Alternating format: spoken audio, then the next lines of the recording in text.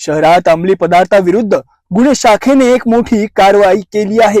अमरावती शहरातील नागपुरी गेट परिसरातून 2.5 किलोहून अधिक गांजासह एका आरोपीला जेरबंद करण्यात आले आहे। मिळालेल्या गोपनीय माहितीच्या आधारे गुन्हे शाखेच्या पथकाने शेख अफजल शेख असगर वय 40 राहणार छायानगर अमरावती याला ताब्यात घेतले। त्याच्याकडून तब्बल 2 किलो 850 ग्रॅम गांजा जप्त करण्यात आला आहे। या कारवाई दरम्यान पोलिसांनी आरोपीकडून गांजासह त्याची शाईन कंपनीची दुचाकी आणि एक मोबाईल फोन असा एकूण 1,66,000 रुपयांचा मुद्देमाल हस्तगत केला आहे। गुन्हे शाखेची ही एक महत्त्वपूर्ण कारवाई असून आरोपीकडून गांजाच्या पुरवठा साखळीबद्दल अधिक चौकशी सुरू आहे।